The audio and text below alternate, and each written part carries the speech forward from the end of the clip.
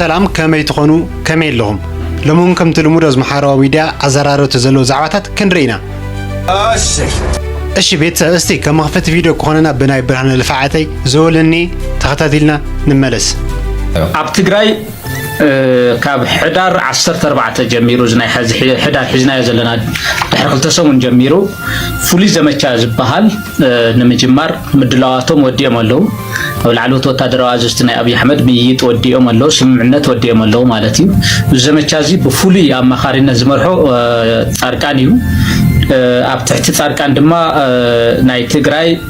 ናይ ሳንድ ሞዴል ናይ መእተው ናይ መውፂ ብፍሉይ ኣመራርሓ ኮይኑ በአብይ አሕመድ ተመዘሎ መንጋግ እዩ ዮሐንስ መንጋግ ማለት እዩ እዚኣቶም እዮም ቶብ ትግራይ ዝግበር ዘመቻ ተታሕዘሎ ብፍሉይ መንገዲ ማለት እዩ ካብ ቀፂሉ ናብ ኤርትራ ድሕር ናይ ትግራይ ዘሎ ኩነታት ናብ ኤርትራ ማርች ከም ልገብሩ እዩ አንፊቶም ኣለው ኣብቲ ናይ ኤርትራ ሳሙራን አበባው ታደሰን ብልዓልዋይነት ናይ ምምራሕ ዕድል ኣለዎም ተባሂሉ እዩ ለኣይ ብውሽጢ ዝመፀኒ ሓበሬታ ሶት ማርቺንግ ሕዳር 14 ይጅምር ዝብል አንፊቶም ኣለው ኣብ ትግራይ ንምንታይ ኣብ ትግራይ ናይ ግድን ኩናት ተጅመር ኣሎ ሕዳር 14 ዝብል ከም ሪዝን ኣቕሚጦሞ ዘለው ከም ምኽንያት ሓደ ናትና ሰራዊትን ናይ ምክልኻል ዓቕምን ግዜ ብልተዋሃቦ ቁፅሪ እናተዳኸመ እናተፈላለየ ከይድ ከሎ ናይ ሕወሓት ተጋደልቲ ግን እናተጠናኸሩ አሊያንስ እናፈጠሩ ኢሉውን ንፋኖውን ንኦነግውን ምስ ኤርትራውን እናተጻመዱ እናሐየሉ እዮም ዝመጹ ዘለው ሶዚ ግዜ ተተዋሂቦ ንሕና ንብላዕ ኣለና ብድውልና እዩ ካልኣይ ኣብ አዲስ አበባ ዘሎ ኩነታት ዓመፅ ቀዲሙ ክልዓል ይኽእል እዩ ስለዚ እዚ ነገር እዚ ግዜ ብልሃብና ቁፅሪ ሕወሓት ላተርንዐ ልፋኖውን ለኦላውን እናተሓበረ ብድሕሪቱውን ሻዕብያውን ስለዘሎ ንሕና ብድውልና ንሰዓር ስለዘለና ናይ ግድን ሕዳር 14 ሕዚ ዝመጽእ ዘሎ ኣብ ልዕሊ ትግራይ ፍሉይ ዘመቻ ዝብል ተልእኾ ዘሎ ጻድቃን ብልዓልዋይነት ኣማኻሪነት ዝመርሖ ዮሐንስ መንጋግውን ኣብ ናይ ካርታ ኣብ ናይ አንፈት ኣብ ናይ ተፈላለዩ እዝታት ኢዱ ዘእተወሉ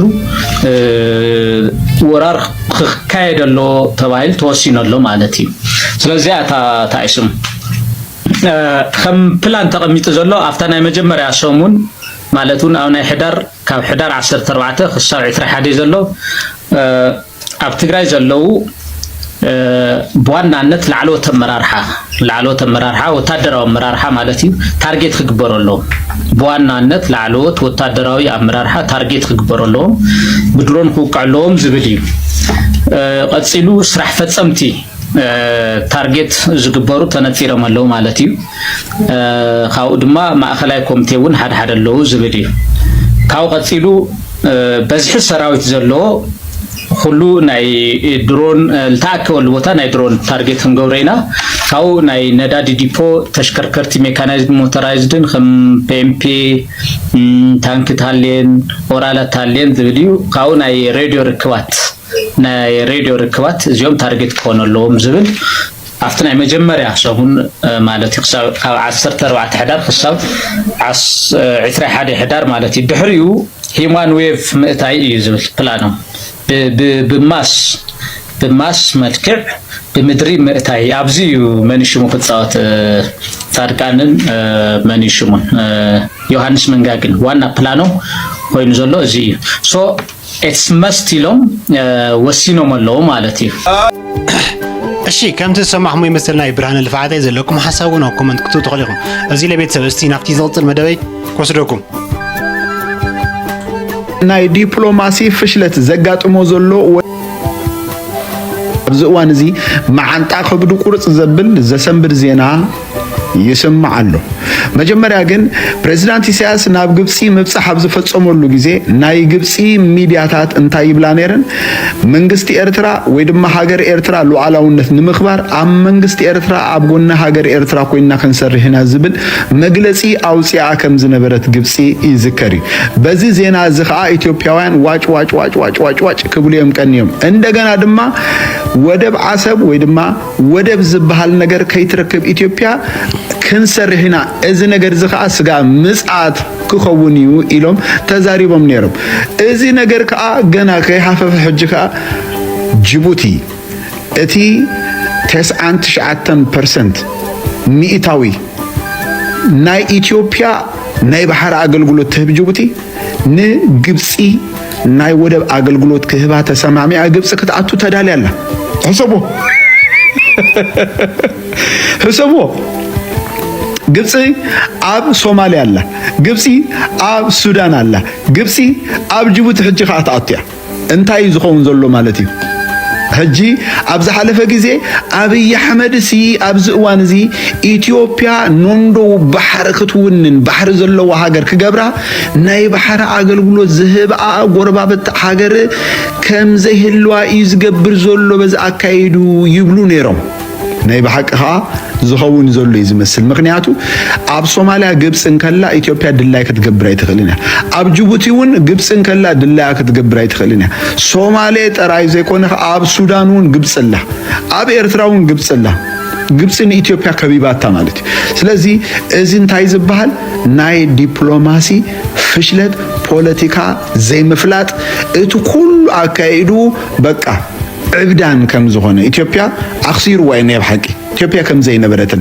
አብይ አህመድ ሳላ መምጽኡ ግን ኢትዮጵያ ካበይ ከመይ ዘአመሰለ ደረጃ ናብ ከመይ ቁልቁል አፋት ድፋአላ እንሪኦ ዘለና ሐቂ ማለት እዩ ስለዚ እዛ ጽምዶ እዚ ከመይ አትጽበቕ ዘላ ትርዳእኩም ደላ ብሩኽ ማዓልቲ ኢትዮጵያ ምሰምሓራን በተለይ ምስ ኤርትራ ሰላም መፈጸማሲ ታዩት ዲጋ ታቆንዱ ዲጋ ስቆው حزسي ريني نقرأك ري ما إرترا منجستي ما إرترا منجست وكلنا كنا سمعني ويا منجستي والله نحن مرتنا منجستي بنا نحن قتالي عماتي أساري سرعات يزلنا نحن 3-4 منجستي قلنا 3-4 عامت كوف زي المنجستي لنا زي ديكتاتور تردنا بريتشواد زهونه بقى هذا أزيج أكان زهونه نسبي أرترا إذا كاكو من زي إرترا حباب إرترا سأوتي كذا نبرزون مالت تاي كله كذا جيمس وتدراوي تقول منجستي ديمقراطياوي تقول منجستي العالم كلنا نعيركنا سافوركي يزفلت تخصص انت قوي نعيرترا منجستي سياسي تخصص سلازي انا منجستي غاي منجستي يكون دايما مثل نعيرترا منجستي إيشاس نالكم تصوعوا ويركم لو يصوم ده مسكونكم منجستي بريزيدنت تقول لهم لا سو أي تغيروا من حسكم وحق تزارهم سلطنة حسب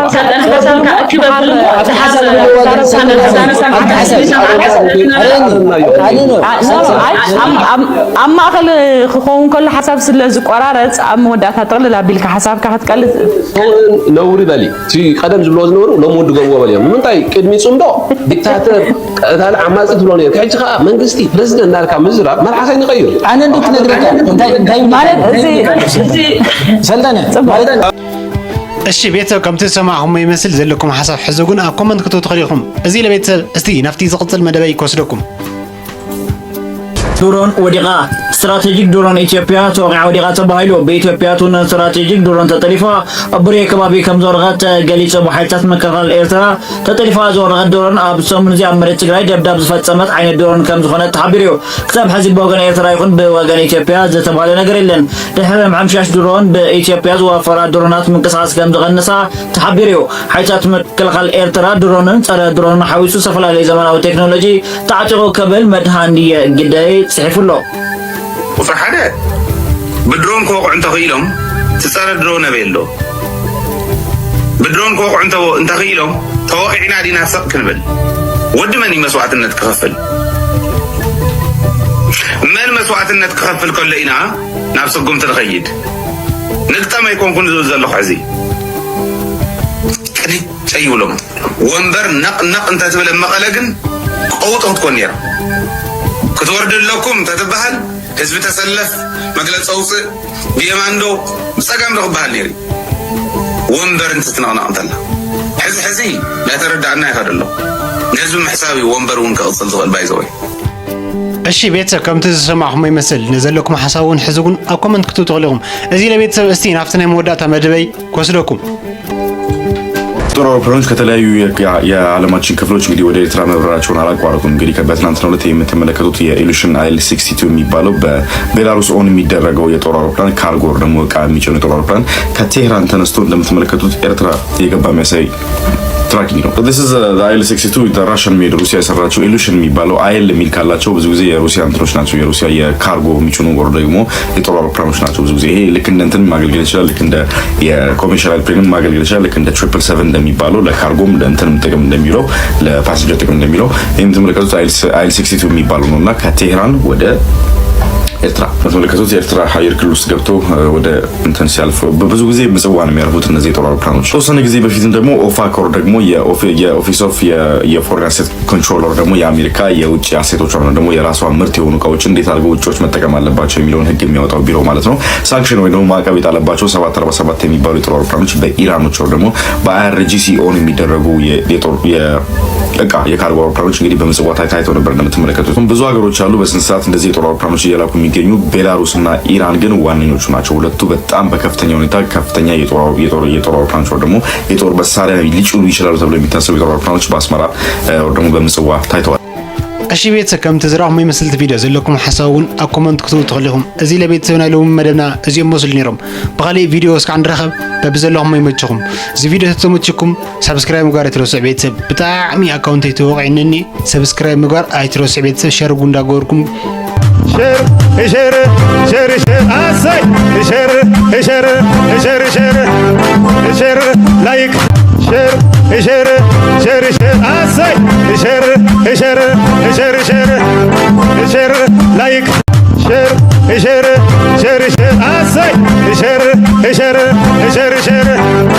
ሸር ላይክ ሸር አሳይ